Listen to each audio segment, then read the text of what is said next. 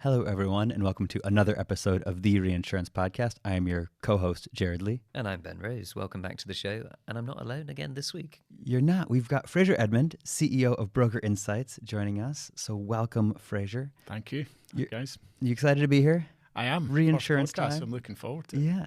Well, you get to experience Ben Rose fashion at its finest on your first podcast thing. Ben is rocking his The Reinsurance Podcast T-shirt for your episode. So Did you sell these? I have been pushing for a while for us to have a merch merch store or shop. something. Yeah. Yeah. And Cody's listening in the background. You know, he So- might be persuaded. Yeah. So most of our guests, you're very fortunate. Most of our guests aren't sort of privy to the Ben and Jared tangent of Ben's clothing options. So you are. This is a special episode with you here. But like many of the guests we have, reinsurance and in the insurance sector wasn't like a childhood ambition. So would love to learn a bit about your journey and how you sort of got into the industry, and then enough so where you sort of went, there's a problem here that I want to tackle and solve for, and the creation of Broker Insights. So yeah, take us on your journey. I suppose I'm the classic, I didn't know what I wanted to do and fell into insurance. I'm sure you hear that all the time. Yeah. But the company I joined, General Accident at the time, which became Aviva in later years, they had a huge kind of campus quite near where I lived. I thought, do you know what? Why don't I join that company, get stuck in, and see where it takes me. It took me down to London for a few years, back up to Scotland, and gave me exposure to all manner of different stuff, whether it be product, whether it be marketing, sales, account management, underwriting, everything. So actually a great kind of foundation in the industry just by working your way around that organisation. Yeah. And then what led you to, in that journey, sort of set out on your own, create Broker Insights and go the tech route like we have? Yeah, I think, do you know what? I think if I reflect back, right, there's obviously a little bit of a creative in me and somebody that quite enjoys problem solving, fixing things, creating things. And I was working with brokers in the last job I had within Aviva. I was working with brokers every day, and they're all independent entrepreneurs that have built businesses. So that kind of fuels that passion to try and do something yourself. Probably if I combined that with a bit of frustration working in big corporate, my whole career had been in big corporate. So I was kind of growing a little bit frustrated with big corporate. I had this kind of burning entrepreneurial ambition in the background and probably a bit of a midlife crisis. I think I was probably 40, 41 at the time as well. So it was like all those kind of bits were floating around. It's like, do you know what? Maybe time to do something different. And I kind of started with, what do I love doing? What do I like doing? What do I love doing? What are my skills and experience? Kind of locked that down and went, right, okay, what could I do with that? Yeah. And myself and my co-founder of the business, Ian, he worked at Aviva as well, and we just were tuning fat on different ideas of what we could maybe do. But within the job that I did, I could see that the kind of commercial insurance market, the way that insurers distributed their products into the market was just really antiquated, really inefficient, really outdated. And I'll be honest, I could see bits of ideas with other things reading across into personal lines insurance, and really came up with the idea to set the business that is Broker Insights. We were kind of deep insurance knowledge. We needed tech knowledge. I had a healthy interest in technology, but as it turned out, we partnered with technology entrepreneurs to set the business up, and that's where it kind of began. Yeah. Very, very cool. Give us an overview of like what Broker Insights does at a very high level, sort of the problems you're solving. Yeah, so I guess the clue, thankfully, when we did the name of the company and the brand, it's actually managed to stick for the time we've been going. The clue is in the name. It's all about information, knowledge and insight. So what do we actually do? We take broker customer data out of the back office systems, and that could be from any system. We ingest that and clean it up and enrich it with other data sources to build a picture, a consistent picture of what the market looks like. So we've kind of aggregated all this broker customer data into one place. We can now provide a market view. And then what we started with was effectively making that accessible to insurer partners to understand the market, which would enable them to distribute products more effectively. And as as we've kind of evolved over time, we've added more capability into our armory. So that first capability was all about ingesting complex data and cleaning it up and getting one standard. What we now do is we overlay underwriting risk appetites. So we've coded them into the platform, overlay that on top. And what that does is provides matching. So it effectively tells the insurer, you don't even need to look in the platform, it tells them exactly the opportunities that are in their appetite out in the market. But the more important bit is for a broker, it tells a broker who has a possible appetite for each of their customers. Yeah. So suddenly what we're doing is by bridging that knowledge gap between the insurers and the brokers, we're actually bringing them together much more effectively and much more efficiently. So, you know, I describe we're this bit in the middle that's the knowledge translator between both parties. And what we've done, as I say, over time, you know, we've now built core skills in data ingestion, but also in this appetite overlay piece, which brokers are using that to determine placement strategies, and they're using the tools that we give them to figure out optimal placement strategies and all sorts of stuff to make their business more effective. Oh, that's really fascinating. I think it's interesting. Obviously, Jared and I sat here thinking about all of the reinsurance world parallels. That was just part of the interest, I think, in inviting you guys onto the show. Yeah. But I love this idea that when you take matching between, you know, risk and capital, we often forget how important that underlying information is. I mean, I know we have some platforms out there in generic, you know, consumer industries where, you know, that is less important, perhaps, you know, just like I want a flight at this time, or I want a partner who looks like this on a dating website. Or and it's the same principles, isn't it? Yeah, but in our world, in insurance and reinsurance, like, there's actually a lot of data that needs to go into that sort of vetting process. I didn't even know those. I mean, we take data from 22 different broker back office systems. I didn't even know those 22. They have 1,600 descriptions of products. We've had to boil that down to 132. There is only 132, but they happen to name them differently to the tune of 1,600. And then what you find is there's gaps all over the place. Stuff's not being filled in. Stuff's not even accurate. So like the amount of work that goes into, as you say, getting that cleaned up, getting that to one standard. Once you get to that, you can do amazing things.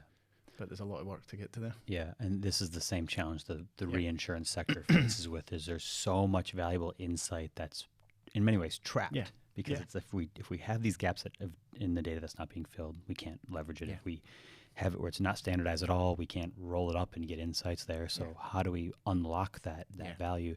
The other thing I think is really interesting in your journey, and when you look at sort of how technology's been brought into the reinsurance and insurance sectors, is it's very apparent the individuals who know how the industry works when they set up software companies, right? And even from your sort of the naming piece, like recognizing that these parties will always matter. There's friction that needs to be removed, and there's value being lost, but like it's not about, we should try to figure out ways to pull brokers out of this thing. It's like, how do we unlock their ability to do a lot more? And again, a super interesting parallel. Totally agree. I mean, we were really clear. Commercial insurance broker has a very, very firm part to play. You know, they're the advisor to the customer. You know, commercial insurance is complicated. It does need advice, and the broker's here to stay without a shadow of doubt. And, you know, it's not a case of disrupting and displacing. You know, when we set the business up and we did a lot of the brand position, it was about modernising, unlocking value. It was not about disrupting. And we've been really clear about that on our journey. And one of the things we work really hard at is listening to the customer. And, you know, that's both sides of the coin there. I mean, it's quite interesting. I mean, as I say, the business started as a way of kind of galvanising all the small, medium-sized brokers all into one place in terms of their customer data and making that accessible to insurers. But those skills that we picked up around data ingestion and placement management, you know, in terms of tools to figure out optimal placement, as we went through our journey, large brokers are large because they buy other brokers, and because they're good at optimizing what they've got. What we were able to do is adapt our solution to make it appeal to the large brokers as well. And we've had like phenomenal growth in the last sort of 12, 18 months with large brokers. And it's that capability that we've now taken into another territory. And you know, and that's it's nothing other than, as you said, using the information, using the data, and using a bit of technology to unlock some of that stuff. Yeah. And I guess with where you've got to so far with the solutions you've described, it's probably only unlocking more opportunities, I guess. If you've got that data sorted out and growing. Yeah, I mean, I've been talking to people recently. I talk about, so the start of the journey was this, this regional platform, as I just described, that's then morphed into a software solution to give to large brokers. What that's done is given us a huge volume of data. So we're now sitting at over £5 billion of GWP of data that we've got. That data is now enabling us to build some predictive models. So the next phase of this business is all about using the data. We've got our data scientists doing predictive models right now, and we can actually, we're now at the stage we can figure out who's going to win what new business, who's going to renew what, and if you think about what that could unlock, there's thousands of underwriters there sitting triaging what's sitting on their desk. It's like, worry about that case. Yeah. I wouldn't even do anything with that one because it'll sail through.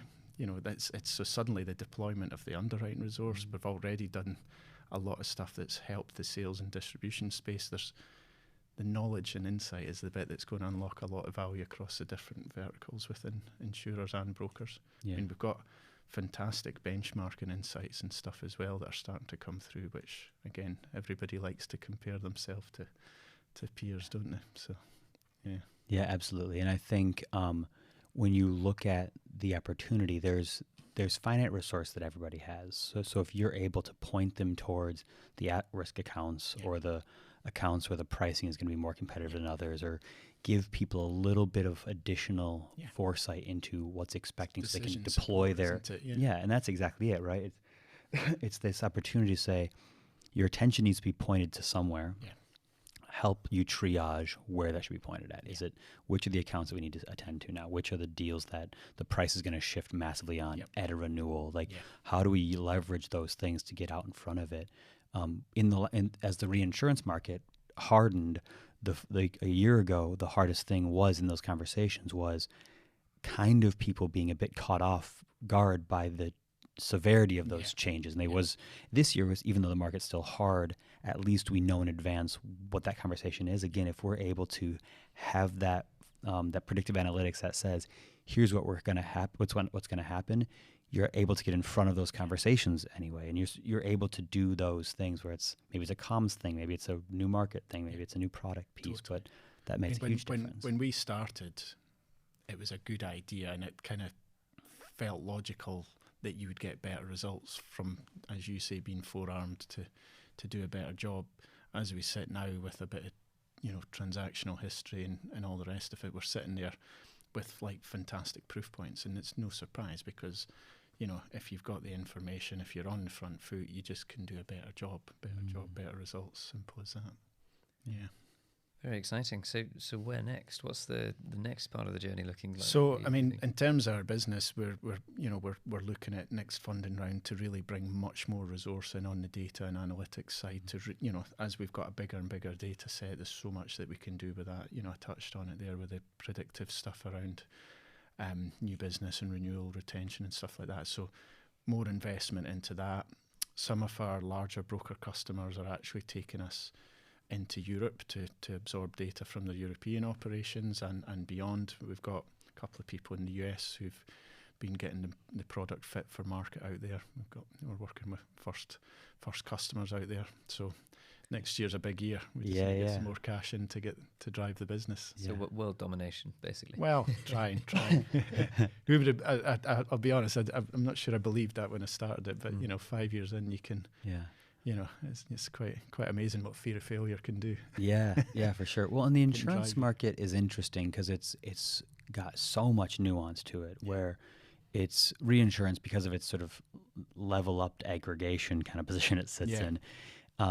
It's a bit easier for technology in our space to be applicable to various products and geographies. But on the insurance product, I'm sure it's a bit more of a lift to kind of go, what does the U.S. product look like? What does the product for mainland Europe look like? It's still the same principle. I mean, a lot of the brokers out there, the big guys have got big because they've acquired lots of other businesses. That then gives them with, problems with the estate being on different systems, the data flows, all that stuff. So in terms of our core skills, we've got the skills to help with that. In terms of brokers trying to be better at placement and optimize placement, again, those skills are all transferable. A lot of it is like UI, but straight away you've got different product naming conventions. So, first data we ingested, it's like totally different products. So, we've got to learn all that stuff, which we've done.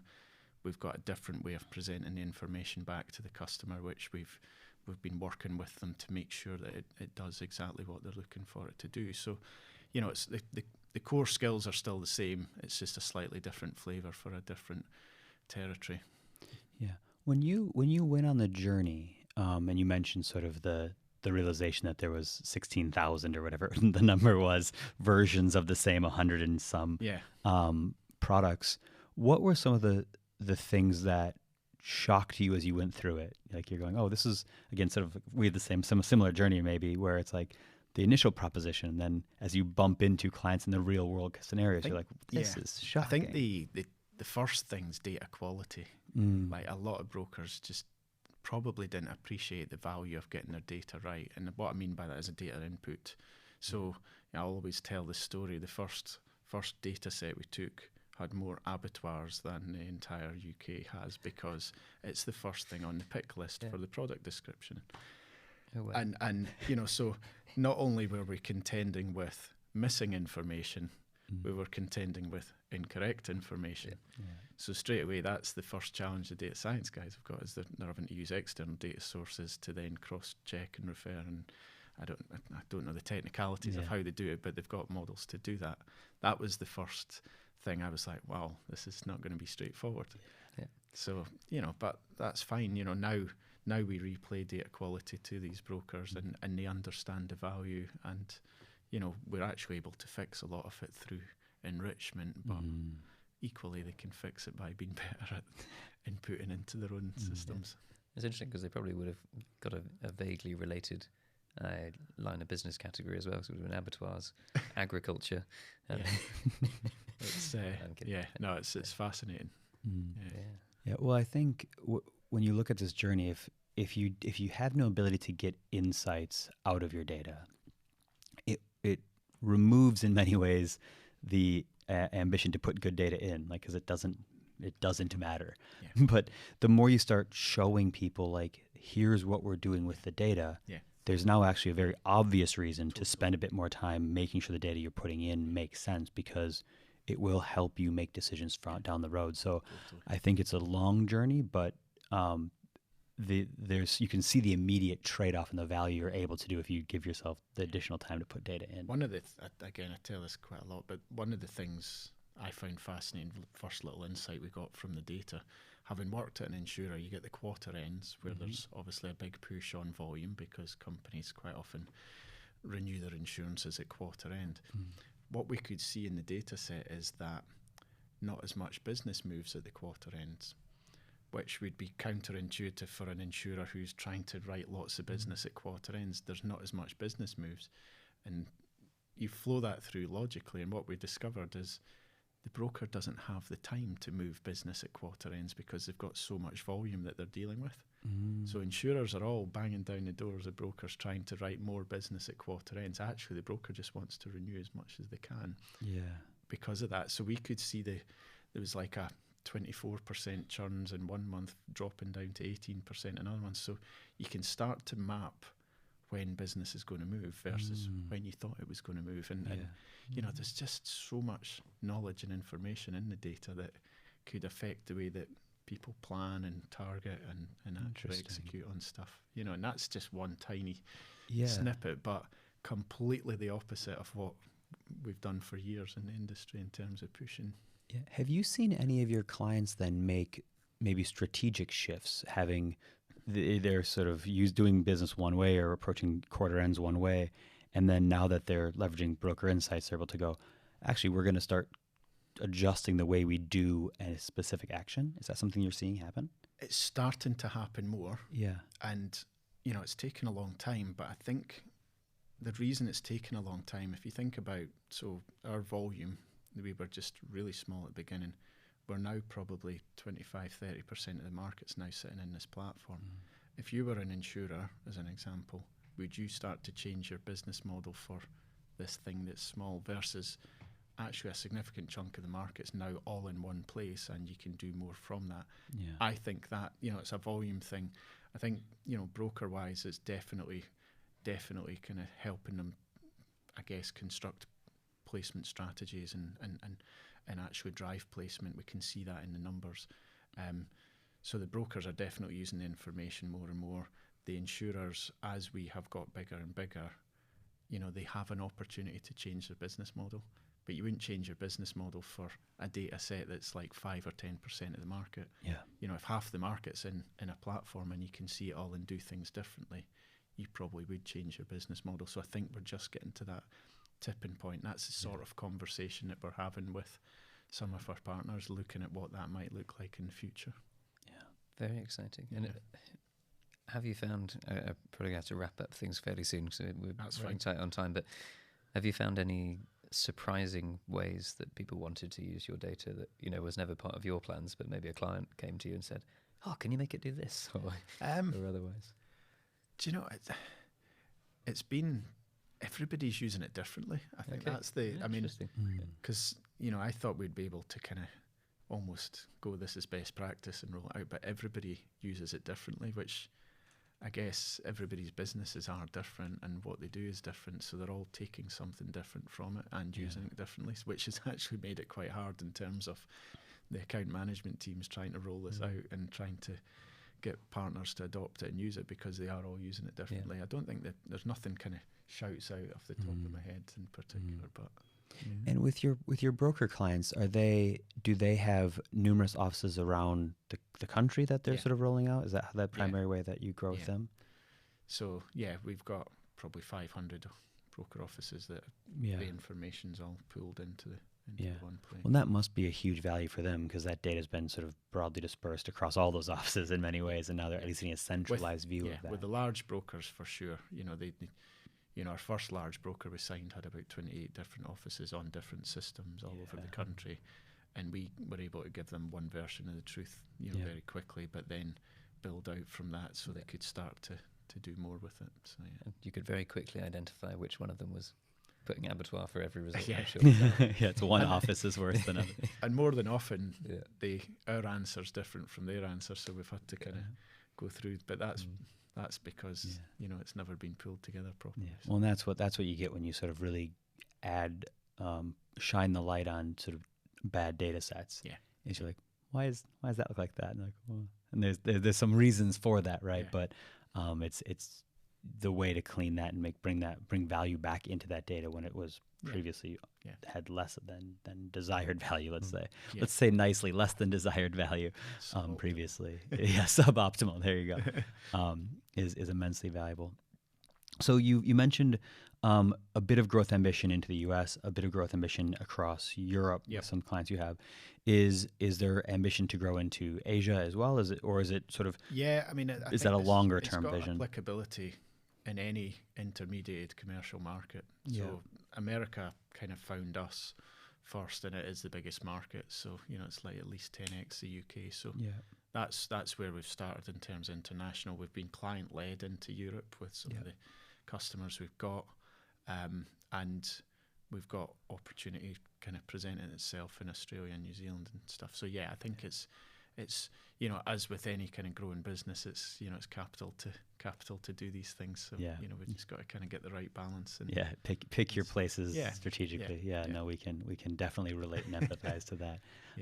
And then we're just coming out of our conference season. Are you doing the sort of InsurTech Connect in Vegas? Are you doing conferences as well? We've been to InsurTech Connect. So we'll be at the. I'm trying to think. There's an InsurTech Insights one. And stuff like that. Sure. So so we do a few of them. Do you do BIBA and this? BIBA's a big one in the UK for us. It's that's probably the biggest thing in the UK, isn't it?